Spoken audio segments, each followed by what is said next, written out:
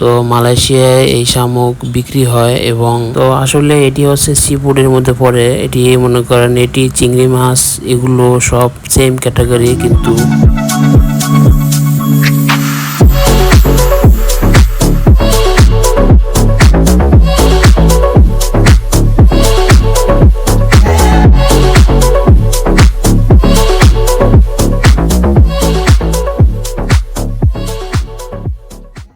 আসসালামু আলাইকুম গাইস, হাসান ব্লগে সবাইকে স্বাগতম। তো গাইস আজকে আপনাদের দেখাবো মালয়েশিয়ায় যে এগুলো বিক্রি হয়। তো এগুলো তো সবাই চিনেন, বাংলাদেশি এগুলো হচ্ছে শামুক। তো মালয়েশিয়ায় এই শামুক বিক্রি হয় এবং এটি আপনারা কিভাবে বিক্রি হয় দেখুন। তো এটা তো গাইস এখানে যে আপনার প্রাইসটা দেখতেছেন এটা হচ্ছে 2 টাকা 29 পয়সা। তো এটি 100 গ্রাম 2 টাকা 29 পয়সা। এটা হয়েছে পার কিলো হয়েছে 22 টাকা। তো 23 টাকা বাংলাদেশি টাকার আসতেছে আপনার প্রায় 400 টাকার উপরে। এগুলো 400 টাকার উপরে বিক্রি হয়। তো আপনারা দেখেন একদম জেতা।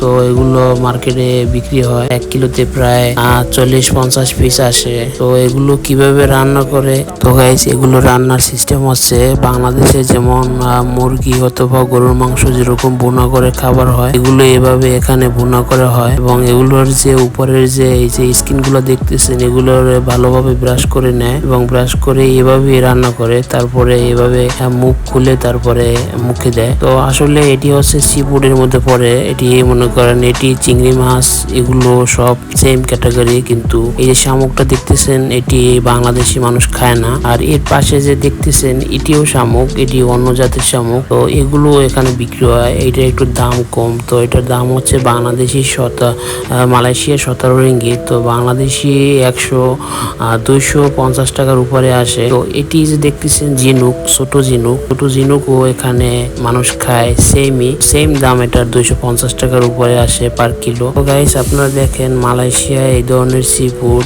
এই যে এখানে দেখতেছেন অক্টোপাস। তো অক্টোপাসও এখানে বিক্রি হয় এবং অক্টোপাস বিভিন্ন ধরনের, পাশাপাশি দেখতেছেন কাঁকড়া। তো অক্টোপাস এখানে দাম একটু বেশি। তো বাংলাদেশি টাকার 600 টাকার উপরে আসে অক্টোপাস। গাইস আমার ভিডিওটি যদি ভালো লেগে থাকে সবাই আমার চ্যানেলটি সাবস্ক্রাইব করে দেবেন। ধন্যবাদ সবাইকে।